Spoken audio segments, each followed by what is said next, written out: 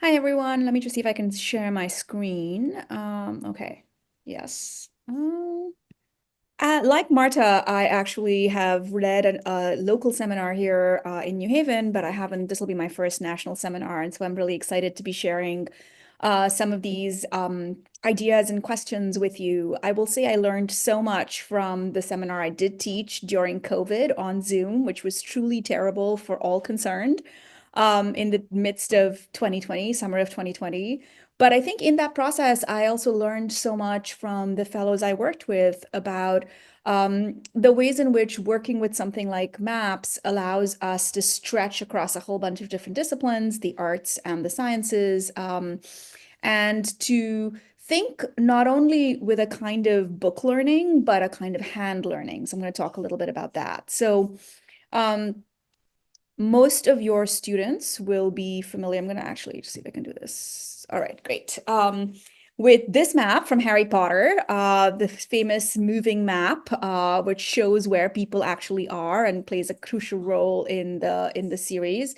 And I'm pairing that here with a sort of framework that I found really helpful in talking about maps when I teach, which is to think about how a map doesn't necessarily just represent the space of the earth, which is often how we think about it, but to think about maps as thinking about as including all sorts of different kinds of realms. A map that is defined more by a mode of organization, one that can also perhaps visualize for us invisible realities.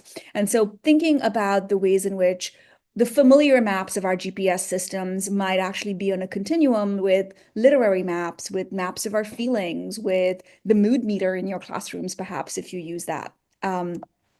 So the question I kind of like to start with, and where we will start, is simply, is this a map, right? What counts as a map? What doesn't count as a map? And how do we tell the difference? And I've just given you a whole bunch of different examples here, which I hope make your brain hurt a little bit, because they bring together the question of what exactly are we mapping when we talk about a map? Are we mapping lights that are on all over the world? Are we thinking about map projections, as in this famous butterfly-shaped Waterman projection? Are we talking about mapping urban spaces and transportation systems?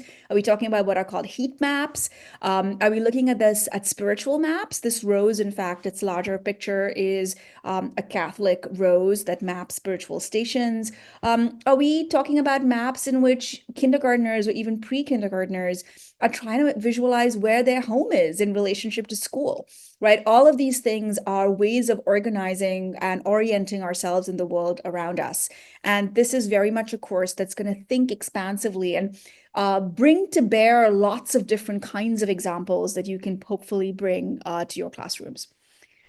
This is one of my favorite ways of challenging map thinking beyond the kind of obvious atlas map in your classroom or GPS system.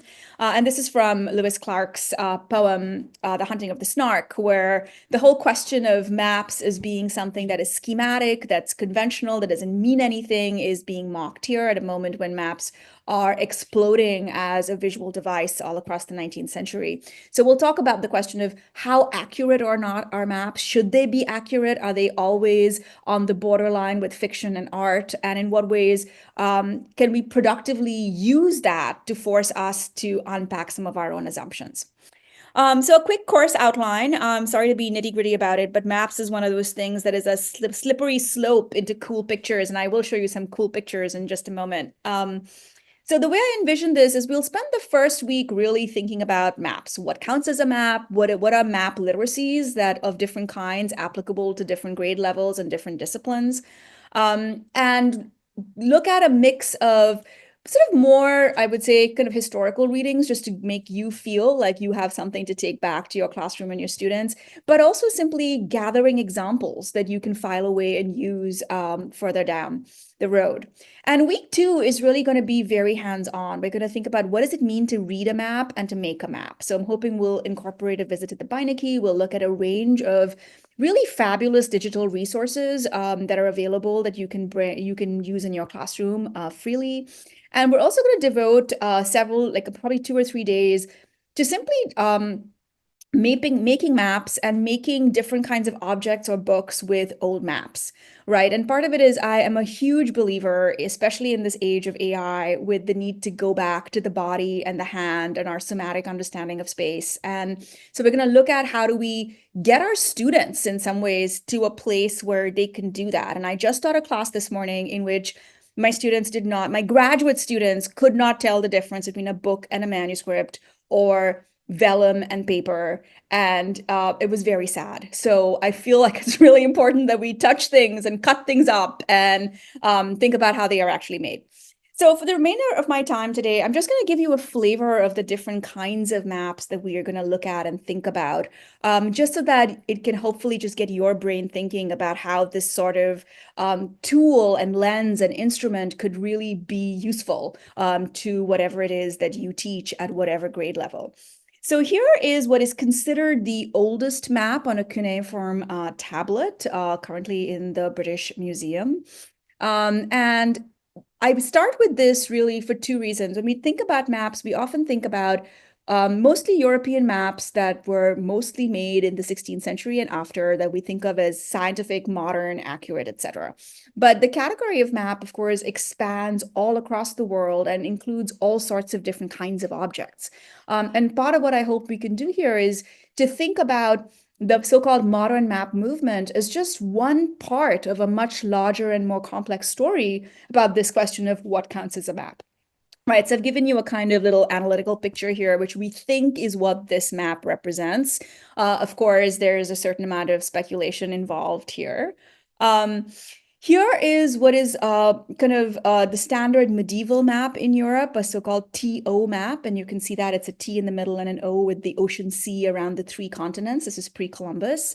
And that same structure here in a medieval manuscript with Jesus overlooking the world, right? So thinking about the tight connection between religion and cosmology, even within these maps. What we have here is a heart-shaped map, so-called cordiform projection, this kind of moment in the 16th century of trying to figure out how to make maps more so-called accurate and more descriptive, but also symbolic, right? Thinking about the heart as being the center of the body, the beating heart that connects us to God, and how do we bring that symbolism to bear in how we understand ourselves in space. Similarly, here, a kind of famous map from which a lot of fabulous sea monster creatures are reproduced. It's Olaus Magnus's map of the north, and you can see all of those amazing pictures of like snakes and narwhals and fabulous creatures that then seed fiction in maps for a long time to come. So one of the earliest double hemispheric maps, getting close to our more contemporary sense of what is modern, but paired here with a medieval Islamic map, considered a really kind of important example here again of different ways in which different cultures envision and represent what the world is.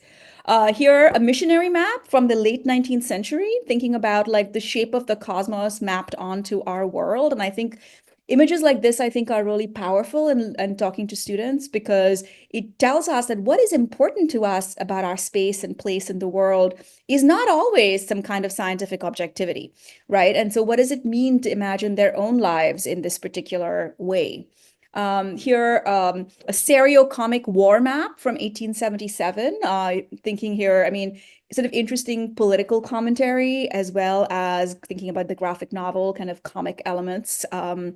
And here are sort of two very famous maps associated with literary texts: Stevenson's Treasure Island, and of course, Tolkien's Middle-earth. And here are some maps that I actually love to teach with, and they're from a collection called the Atlas of Experience, which imagine what does it mean to visualize in traditional map form how we feel or how we move through our lives, and how do we think about the span or the space of a human lifetime or a set of emotions or a relationship being put into this kind of visual map rhetoric, right?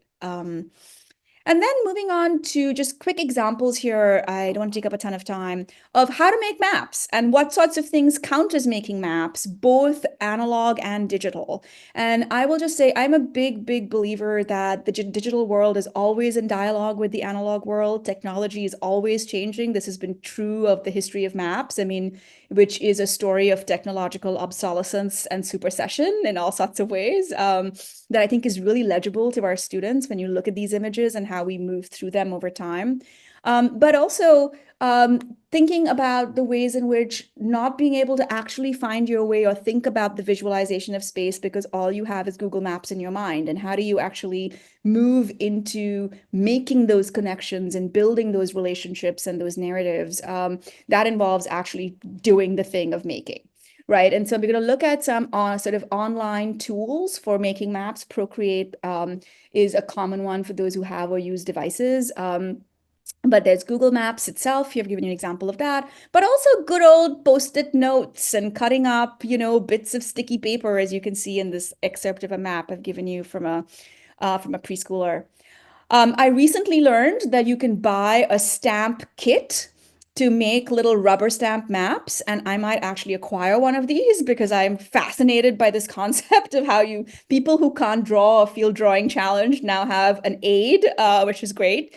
And here are some artist books, actually, which some of which are certainly not difficult to make and really simple to do, which help you think about the relationship between the map as space and the book as space, right? How do we put these things together, and how does that help us forge new kinds of relationships? So I'm hoping that this will, I'm going to stop here, I'm stop sharing here, but this is just a kind of very quick tour of putting some ideas into your heads about the ways in which maps can be brought alive, both as objects in their own right, but as tools to make sense of all of the different subjects that we think about. From mathematics, there's tons of measuring and relational ratios involved in making maps, to questions about, social emotional development, or to history, or to science. I mean, I didn't put in my brain maps, but, mapping and biology is a huge area as well. So I'll stop there, and I will be happy to take questions later.